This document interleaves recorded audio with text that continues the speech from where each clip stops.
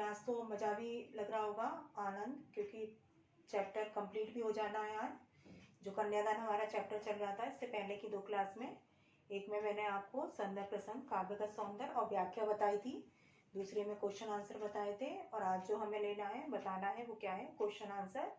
और सबको बहुत अच्छे से चैप्टर समझ में भी आ गया होगा, बड़ा आसान भी लग रहा होगा अब तो, कि तो बिल्कुल हलवा ही है। चैप्टर क्या है, बिल्कुल आसान सा है, क्योंकि भाषा बहुत सरल सहज है, खड़ी बोली का प्रयोग है और आसान सा चैप्टर। और आज की प्रैक्टिकल लाइफ से रिलेटेड ही है जो चैप्टर है आपका। और इसके जो कवि हैं वो हैं कौन, ऋतुराज। और पाठ का नाम है हमारा वो है कन्यादान, कि जो हमारा चैप्टर चल रहा था वो कौन सा, कन्यादान। और इसके जो कवि हैं, इसके जो रचयिता हैं वो हैं कौन है, ऋतुराज। और ऋतुराज ने 2 पैराग्राफ में इसका अर्थ भी बताया, समझाया 2 पैराग्राफ में। और आज के प्रैक्टिकल लाइफ से रिलेटेड ही है। पहले में उन्होंने कि कन्यादान करते समय माँ की जो मनोस्थिति है, जो उसकी दशा है, उसका वर्णन किया है कि कन्यादान करते समय माँ की जो स्थिति होती है, जो दशा होती है, जो पीड़ा होती है, वो अवर्णनीय है, वर्णन से परे है। उसे हम शब्दबद्ध नहीं कर सकते, उसको हम बता नहीं सकते, है ना। और उस समय उसको लगता है कि मानो वो अपने जीवन भर की जो अंतिम जमा पूंजी है वो दूसरे को सौंपने जा रही है। क्योंकि वो क्या करती है, और ये बात पुराणों में सिद्ध है, प्राचीन परंपरा है, आज की परंपरा नहीं है कन्यादान की परंपरा। और ये जो परंपरा, उसको लगता है कि उसने अपनी बेटी, क्योंकि क्या करती है माँ, बेटी को जन्म देना, पालन पोषण करना, उचित संस्कार देना, उसे योग्य बनाना, है ना, व्यवहारिक जीवन के। और जब वो इतना कर लेती है, और बेटी भी क्या होती है, माँ के सुख दुख की भागीदार होती है, सबसे ज्यादा नजदीक होती है, इतना जब वो कर लेती है माँ, तो जब वो देने जाती है विदा करने, तो उसको लगता है, कन्यादान जब करती है, कि मानो वो अपने जीवन भर की जो जमा पूंजी है वो किसी दूसरे को सौंपने जा रही है। माँ को ऐसा लगता है कि उसकी बेटी कैसी है, अभी सयानी नहीं हुई है, समझदार नहीं हुई है, छोटी है, भोली भाली है, और उसने जीवन का एक ही पहलू देखा है, सुख। जीवन में कभी विषम परिस्थितियां भी आ सकती हैं, इससे वो क्या है, अनभिज्ञ है, अनजान है। तो माँ चिंतित है, आशंकित है अपनी बेटी को लेकर कि जीवन में यदि विषम परिस्थितियां आएंगी तो वो उसका कैसे सामना करेगी, कैसे मुकाबला करेगी, कहीं निर्बल ना हो जाए, असहाय ना हो जाए, कमजोर ना पड़ जाए। तो माँ इस बात को लेकर चिंतित है। और माँ को लगता है कि उसकी बेटी उसकी तरह मजबूत रहे, क्योंकि माँ को जीवन के खट्टे और मीठे दोनों अनुभव है। तो माँ चाहती है कि उसकी बेटी उसकी तरह कैसे बने, मजबूत बने, जीवन में जो भी परिस्थितियां आए, चाहे वो सुख के अनुभव मिले उसे, चाहे क्या है दुख के मिले, खट्टे अनुभव मिले, दोनों ही अनुभव का वो क्या करे, डटकर सामना करे, मुकाबला करे।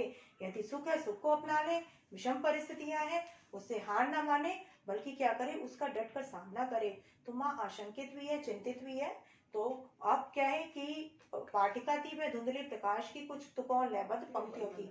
उसने जीवन का केवल एक ही पक्ष पढ़ा है, सुख, उसी को पढ़ने वाली है, वही भोगा है। और उन्हीं सुखद स्मृतियों को साथ लेकर बेटी क्या होगी, विदा होगी, अपने ससुराल जाएगी। अब माँ क्योंकि चिंतित है, आशंकित है कि जीवन का इसने बेटी ने एक ही पहलू देखा है, सुख, विषम परिस्थितियां आएंगी तो कैसे सामना करेगी, कहीं अन्याय हो, अत्याचार हो, कैसे करेगी उसको, तो निर्बल ना पड़ जाए, असहाय ना पड़ जाए, कुछ गलत कदम ना उठा ले। तो माँ आशंकित है, चिंतित है कन्यादान करते समय कि गलत हाथ में ना सौंप दे कहीं, है ना, क्योंकि चिंता है उसको इस बात को लेकर। उसको लग रहा है कि वो जो कन्यादान करे, जिसको दे, जिसके घर जाए, तो वो क्या हो, उचित हो, योग्य हो, यानी उसका जीवन बेटी का संवर जाए। लेकिन चिंतित भी है कि कहीं ऐसा ना हो कि जीवन में विषम परिस्थितियां आए तो कैसे सामना करेगी। तो माँ उसके लिए दूसरा पैराग्राफ में 4 सीख दी है। कि सबसे पहली सीख कि दर्पण में अपने रूप सौंदर्य को देखकर कभी गर्व ना करना, घमंड ना करना, है ना, क्योंकि अपने कर्तव्यों का भी क्या करना, उचित निर्वहन करना, क्योंकि कर्म ईश्वर की सच्ची पूजा है। तो यदि अपने सास श्रृंगार पर ही ध्यान देती रहेगी बेटी, है ना, तो जो जीवन की परिवार के प्रति जो जिम्मेदारियां हैं, रिस्पॉन्सिबिलिटी है ना, उन पर ध्यान नहीं दे पाएगी। तो माँ इसको लेकर चिंतित है कि दर्पण में अपने रूप सौंदर्य को देखकर कभी गर्व न करना, घमंड न करना, घर की जिम्मेदारियों पर भी ध्यान देना, घर के प्रति जो कर्तव्य है उन पर भी ध्यान देना, माँ की पहली सीख। दूसरी, रसोई की आग का प्रयोग केवल रसोई तक सीमित रहे, जलने जलाने जैसे अनुचित कार्य में उसका प्रयोग ना हो। क्योंकि लड़कियां कई बार क्या होती है, मन मुताबिक नहीं होता तो क्या कर लेती है, क्रोध में आ जाती है, आग बबूला हो जाती है, गलत कदम उठा लेना। और क्रोध में व्यक्ति क्या हो जाता है, अविवेकी हो जाता है, उसे सूझबूझ नहीं रहती। दूसरा क्या है कि दहेज क्या होता है कि कई बार क्या होता है कि दहेज के लालची लोग पैसे के लिए, दहेज के लिए बेटी को बाध्य कर देते हैं या उसको मारते हैं, पीटते हैं, जला डालते हैं। तो माँ अपनी बेटी को सचेत कर रही है, सावधान कर रही है कि रसोई का आग का प्रयोग केवल रसोई तक सीमित रहे, रोटी बनाने तक सीमित रहे, उसका प्रयोग जलने जलाने जैसे अनुचित कार्य में न किया जाए। तीसरा, माँ की जो सीख कि वस्त्र आभूषण लड़कियों की क्या होती है सबसे बड़ी कमजोरी। लड़कियां इसकी जाल में फंस जाती है, पुरुष वर्ग क्या करता है इसका गलत फायदा उठाता है। तो माँ अपनी बेटी को सचेत कर रही है कि वस्त्र और आभूषण लड़कियों की सबसे बड़ी कमजोरी होती है, इसके बंधन में ना बंधना, पुरुष वर्ग इसका गलत फायदा उठा लेता है। तो माँ अपनी बेटी को क्या कर रही है सचेत। चौथी और महत्वपूर्ण सीख जिसमें विरोधाभास अलंकार कि लड़की होना पर लड़की जैसी दिखाई मत देना, कि लड़कियों के जितने स्वाभाविक गुण हैं उनमें दया, कोमलता, नाजुकता, शालीनता, मधुरता, ये जितने भी लड़कियों के स्वाभाविक गुण है वो रखना, लेकिन आवश्यकता पड़े यदि कहीं अन्याय हो रहा हो, अत्याचार हो रहा हो तो उसका पुरजोर विरोध करना, उसका डटकर सामना करना, उसे सहन न करना, क्योंकि अन्याय करने वाले से भी बड़ा दोषी होता है अन्याय को सहन करने वाला। तो माँ अपनी बेटी को सीख दे रही है कि कहीं क्या हो काली चंडी का भी रूप धारण करना पड़े तो उसके लिए करना, लेकिन अन्याय अत्याचार को कभी सहन न करना, उसका डटकर सामना करना। क्योंकि पुरुष वर्ग है जो समाज का माहौल वो क्या समझता है, लड़कियों को कमजोर समझता है, अबला समझता है, असहाय समझता है, कोमल समझता है, नाजुक समझता है, और उसकी उसी नाजुकता का, कोमलता का, उसकी सुंदरता का फायदा उठाकर है ना क्या करता है, अनुचित करता है, गलत करता है। तो माँ अपनी बेटी को सचेत कर रही है कि कहीं भी कुछ अन्याय हो, अत्याचार हो, उसका डटकर सामना करना। तो चौथी और महत्वपूर्ण सीख माँ की क्या है, लड़की होना पर लड़की जैसी दिखाई मत देना। तो ये था पाठ, और भाषा वही है, सरल सहज है ना, खड़ी बोली, संस्कृत के तत्सम शब्द भी हैं, और उसके अलावा क्या है, अलंकारों का सुंदर प्रयोग भी है, मुक्तक छंद में लिखा हुआ है। पहले में माँ की मनोदशा का वर्णन है, दूसरे में कन्यादान करते समय, दूसरे में माँ अपनी बेटी को सीख दे रही है आज के परिवेश को ध्यान में रखती हुई, आज की आवश्यकता अनुसार है ना, परंपरागत जो सीख थी उससे अलग हटकर, माँ लीक से अलग हटकर सीख दे रही है आज की आवश्यकताओं को ध्यान में रखते हुए, क्योंकि माँ को जीवन के दोनों अनुभव है, खट्टे मीठे, उनको ध्यान में रखती हुई माँ अपनी बेटी को सचेत कर रही है, सीख दे रही है विदा के समय। अब ये था क्वेश्चन आंसर। इससे पहले मैंने जो लिए थे क्वेश्चन आंसर 7 आप लोगों के हो गए थे, और इम्पोर्टेंट क्वेश्चन है ये भी, कुछ बचे हुए हैं जो अक्सर आते हैं बोर्ड परीक्षा में, और घुमा कर ही दिया जाता है, होता बेटा वैसे ही है ना। चैप्टर यदि जिसने आपने समझ लिया अच्छे से तो कहीं कोई दिक्कत नहीं है, परेशानी नहीं है, फिर तो कहीं से कुछ पूछा जाए घुमाकर वैसे ही पूछ लिया जाता, होता सारा वही है।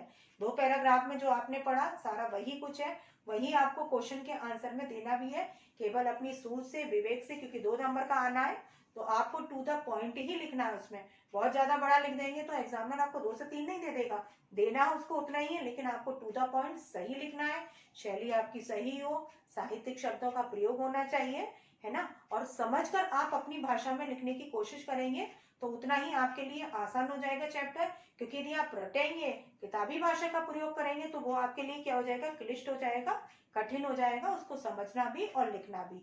तो हमें पढ़ाई कैसी है, रोचकता के साथ करनी है, सरसता के साथ करनी है, पढ़ाई में नीरसता नहीं होनी चाहिए, खासकर काव्य में, क्योंकि काव्य की आत्मा माना गया है किसको, रस। रस तो क्या है, काव्य की आत्मा, तो हमें रस के साथ पढ़ना है ना, सरसता के साथ पढ़ना है, नीरसता के साथ नहीं पढ़ना, वर्णन समझकर नहीं पढ़ना। तो हमारा जो 8th क्वेश्चन है वो क्या है कि बेटी अभी सयानी नहीं थी, मैं माँ की चिंता क्या है। बेटी अभी सयानी नहीं थी, मैं माँ की चिंता क्या है, कन्यादान कविता के आधार पर लिखिए।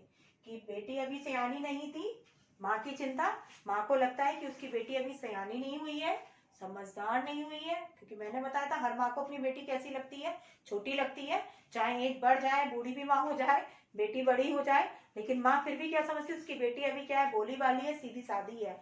तो यहाँ पर भी, और कन्यादान में तो कन्या में ही छिपा हुआ है भोले वाला, उसका सीधा होना, उसका मासूम होना। तो माँ को लगता है कि उसकी बेटी अभी सयानी नहीं हुई है, सयानी का मतलब समझदार, वो भी कैसी है, भोली भाली है, सीधी सादी है, और उसने जीवन का क्या है, एक ही पहलू देखा है, सुख। जीवन में कभी विषम परिस्थितियां भी आ सकती हैं, उससे वो अनभिज्ञ है, अनजान है।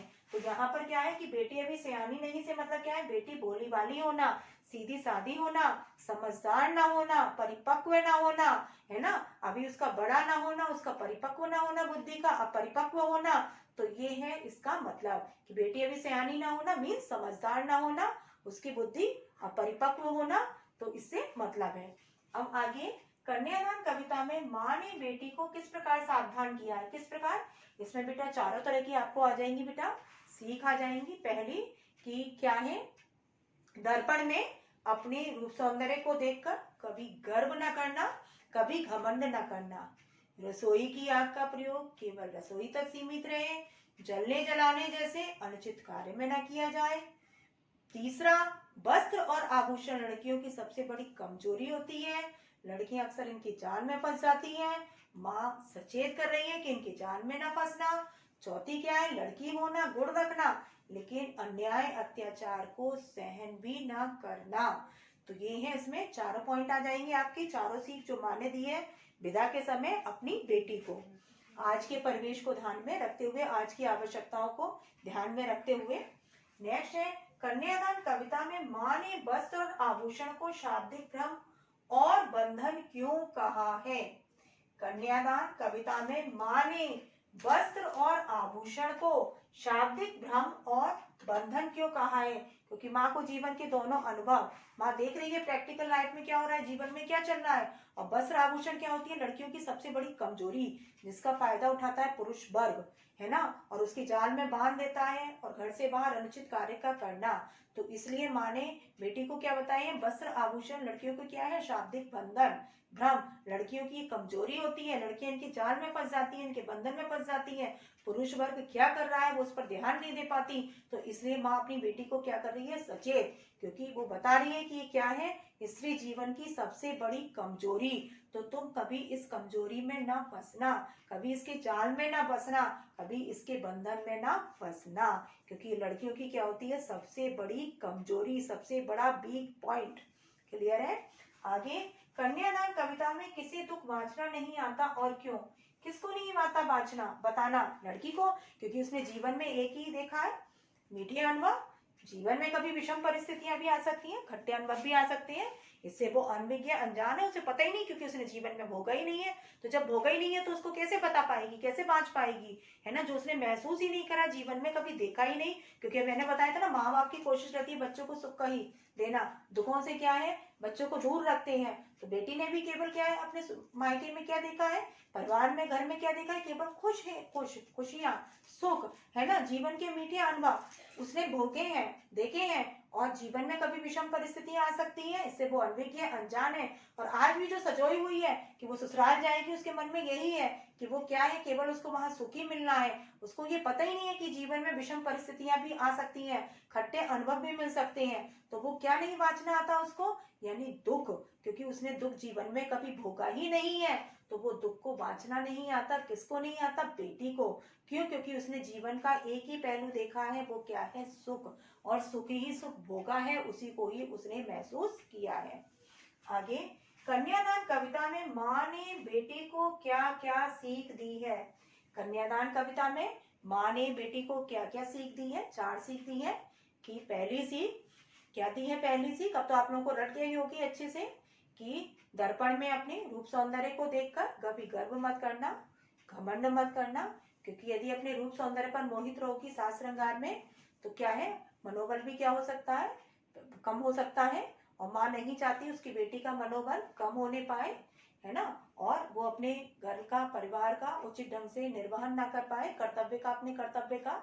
तो माँ नहीं चाहती कि उसकी बेटी उस क्या है, कि परिवार के प्रति जो कर्तव्य हैं, जो उत्तरदायित्व हैं, उनको ना निभाए, ऐसा माँ नहीं चाहती।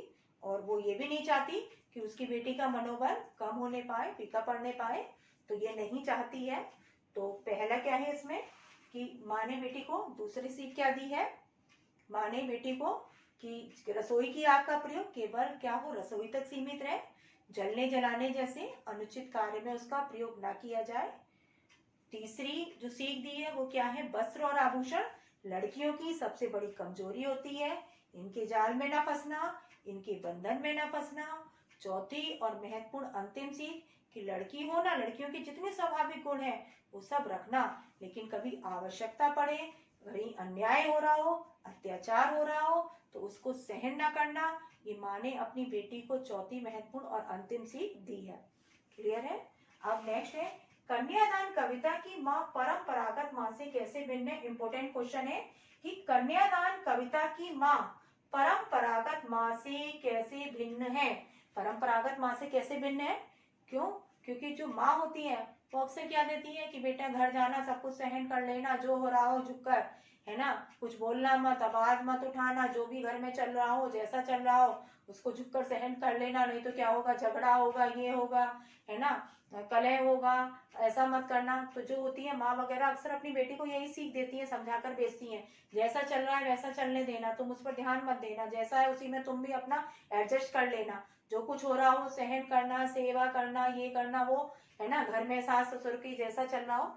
तो ये क्या है, अन्य मान। लेकिन यहाँ पर क्या है, परंपरागत छवि से अलग सीख दी है, आज की आवश्यकता अनुसार। कैसे वो भिन्न है माँ, क्योंकि यहाँ पर जो सीख दी है वो आज की आवश्यकताओं को ध्यान में रखते हुए, क्योंकि माँ देख रही है प्रैक्टिकल लाइफ में, व्यवहारिक जीवन में क्या चल रहा है, तो जो वो देख रही है समाज में जो कुछ भी हो रहा है, तो उसके आधार पर अपनी बेटी को सीख दे रही है, सचेत कर रही है।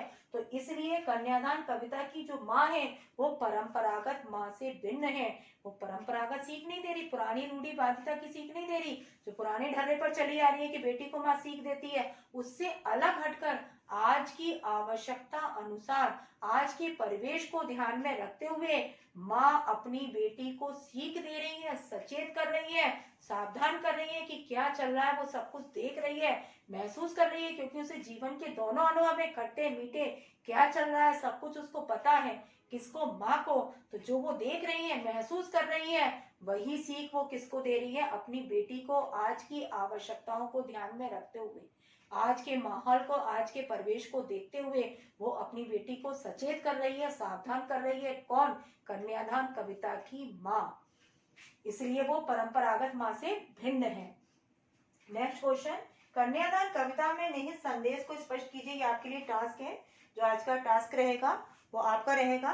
कन्यादान कविता में जो निहित संदेश है, तो ऋतुराज जी क्या इस कविता के माध्यम से, क्योंकि मैंने बताया था हर कहानीकार कविता में कुछ ना कुछ संदेश होता है, मोरल वैल्यूज रहती है, कुछ सीख रहती है। इस कहानी में भी सीख है, मोरल वैल्यूज है। तो इसका जो संदेश है इस पाठ के माध्यम से, जो ऋतुराज जी है वो हमें क्या सीख देना चाहते हैं, क्या संदेश दिया है उन्होंने, वो हमें बताना है। तो ये हमारा रहेगा आज का टास्क। नेक्स्ट क्वेश्चन, लड़की की विदाई के क्षण माँ के लिए विशेषतः अधिक दुखद क्यों होते हैं। ये भी इंपॉर्टेंट क्वेश्चन है, अक्सर बोर्ड परीक्षा में आता है कि लड़की की विदाई के क्षण माँ के लिए विशेषतः अधिक दुखद क्यों होते हैं। कन्यादान कविता के आलोक में उत्तर दीजिए।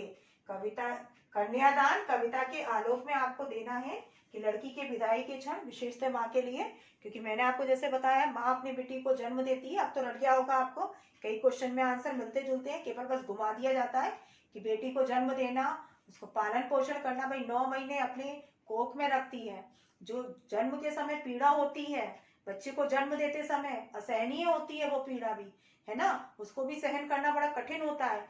तो माँ 9 महीने कोख में रखना, बच्चे को जन्म देना, उसका पालन पोषण करना, उचित संस्कार देना, सही गलत की पहचान कराना, समाज में खड़ी हो सके, व्यवहारिक जीवन के योग्य बन सके, इस तरह के उसको संस्कार देना, उसे समाज में खड़े करना, इसके काबिल बनाना कि वो खड़ी हो सके, तो ऐसा उसको बनाना।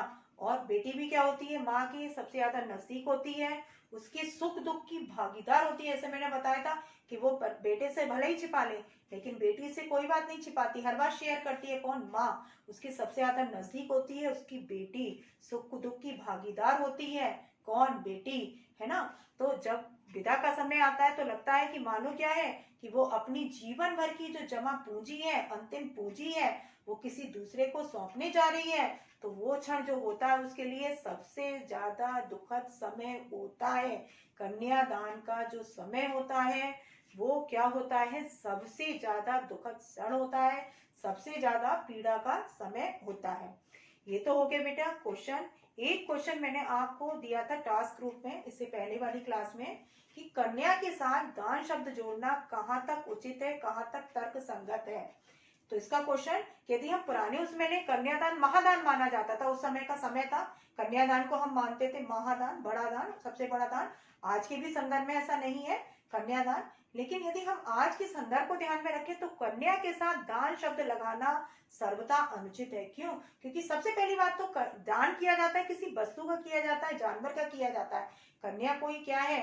वो जानवर नहीं है, कोई वस्तु नहीं है, बल्कि वो तो क्या है? जीती जागती इंसान है, उसका भी दिल है, दिमाग है ना? किसका? कन्या। दूसरा, जब हम दान कर देते हैं तो उस पर से हमारा अधिपत्य खत्म हो जाता है, हमारा अधिकार खत्म हो जाता है। जिसको हमने दान कर दिया उसका अधिकार शुरू हो जाता है। लेकिन यह कन्या के संदर्भ में ऐसा नहीं है कि कन्या का हमने दान कर दिया, कन्यादान, तो हमारा उस पर से अधिकार खत्म हो गया, अधिपत्य खत्म हो गया।